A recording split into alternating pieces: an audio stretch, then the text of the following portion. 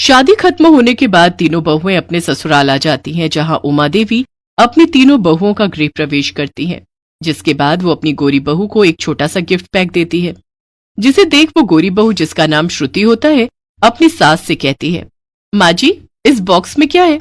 जरा खोल कर तो देख बहू, तुझे सब पता चल जाएगा। श्रुति उस बॉक्स को खोलती है तो उसमें स्कूटी की चाबी रखी हुई होती है, जिसे देख श्रुति जल्दी से बाहर जाती है और वहां खड़ी स्कूटी देख बहुत खुश होती है। थैंक यू सो मच माँ जी। बहू, तुम मेरे लिए किसी लक्ष्मी से कम नहीं हो, इसलिए ये एक छोटा सा तोहफा मेरी तरफ से तुम्हारे लिए। अब तुम्हें कहीं भी जाना हो तो तुम इस स्कूटी में जा सकती हो। अपनी देवरानी को नेग में स्कूटी मिलती देख बड़ी बहू अपनी सास से पूछती है, माँ जी, हमारा नेग कहाँ है? हाँ हाँ, ये लो तुम्हारा नेग। ये तुम दोनों की साइकिल की चाबियां हैं। आज के बाद जब भी तुम दोनों को कहीं जाना हो तो इस साइकिल पर बैठकर चली जाया करो, समझी? आई बड़ी नेग लेने।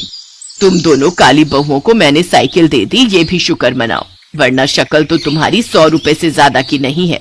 अपनी जेठानियों का ऐसा उपहार देखकर श्रुति खूब हंसती है। फिर सभी अपने कमरे में आराम करने चली जाती हैं।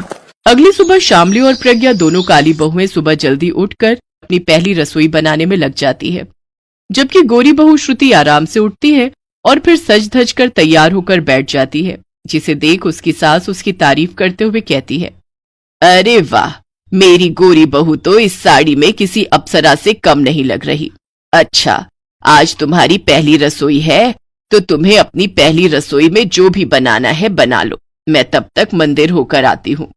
ये कहकर उमा देवी वहां से चली जाती हैं, लेकिन श्रुति का मुंह बन जाता है।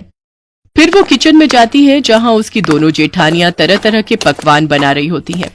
अरे वाह, इन दोनों ने तो हलवाई की तरह इतने पकवान बना दिए कि दोनों इस घर की बहुएं कम और चौराहे पर बैठने वाली हलवाई ज्यादा लग रही हैं। और एक मैं हूँ जिसे मैगी से ज्यादा कुछ बनाना भी नहीं आता। एक काम करती हूँ, मैं माँ जी के लिए मैगी मसाला बनाती हूँ। वैसे भी मैं गोरी बहू उनकी फेवरेट हूँ, तो उन्हें तो मेरे हाथ का कुछ भी बनाया हुआ अच्छा ही लगेगा। अगर आप लोगों का हो गया हो तो हटिए, मुझे मैगी बनानी है। श्रुति, तुम अपनी पहली रसोई में मैगी बनाओगी? हाँ तो मेरी मर्जी, मैं कुछ भी बनाऊं। कुछ देर बाद उमा मंदिर से लौटती है। फिर तीनों बहुएं अपनी पहली रसोइयों से परोसती हैं। श्रुति बहू, तुमने पहली रसोई में मैगी बनाई है? जी माँ जी। उमा देवी थोड़ी सी मैगी टेस्ट करती है, लेकिन उसे उसका स्वाद बिल्कुल भी अच्छा नहीं लगता।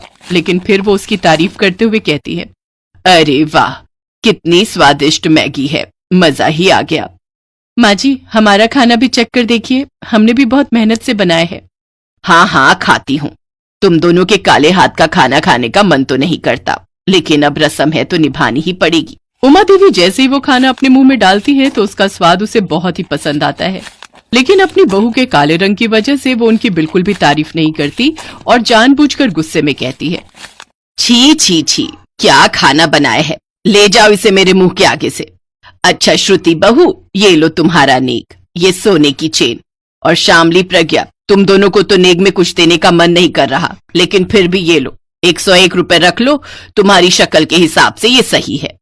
नेग मिलने पर दोनों काली बहुएं अपनी सास के पैर छूती हैं, जबकि श्रुति वो चेन लेकर अपने कमरे में चली जाती है।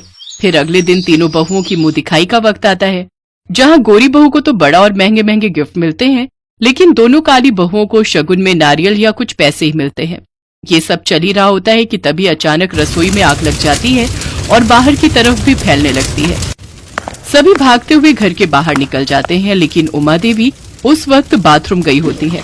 वो जब बाथरूम से बाहर आती है तो आग देखकर जोर जोर से चिल्लाने लगती है, बचाओ बचाओ, कोई मुझे बचाओ। बाहर खड़ी औरतें गोरी बहू से कहती हैं, अरे यहाँ क्या खड़ी हो श्रुति बहू, जाओ अपनी सास को बचाओ, वो तुम्हें कितना मानती है, जाओ जल्दी। नहीं नहीं नहीं नहीं, कहीं उनकी वजह से मेरा मुंह हाथ जल जाए तो। लेकिन दोनों काली बहुओं से ये सब देखा नहीं जाता और वो अंदर चली जाती हैं, जहां धुएं के कारण उमा देवी बेहोश हो गई होती है। वो दोनों जल्दी से उसे अस्पताल लेकर जाती हैं, जहां कुछ देर बाद वो होश में आ जाती है। जब उसे सारी बात पता चलती है तो उसे अपनी गलती का एहसास होता है और वो अपनी दोनों काली बहुओं से हाथ जोड़कर माफी मांगते हुए कहती है, शामली, प्रज्ञा बहू, मुझे माफ कर दो। काले और गोरे रंग की वजह से मैंने तुम तीनों में भेदभाव किया। जिसे मैंने इतना चाहा उसी ने मुझे मरने के लिए छोड़ दिया, और तुम दोनों हो कि तुम दोनों ने अपनी जान पर खेलकर मेरी जान बचाई। नहीं माँ जी, आप हमसे माफी मत मांगिए। आप हमसे बड़ी हैं। ये हाथ सिर्फ आशीर्वाद देने के लिए ही उठने चाहिए, माफी मांगने के लिए नहीं। फिर श्रुति को भी अपनी गलती का एहसास होता है और वो अपनी सास और दोनों जेठानियों से माफी मांगती है। दोनों उसे माफ कर देती हैं और अब सब एक साथ खुशी खुशी रहती हैं।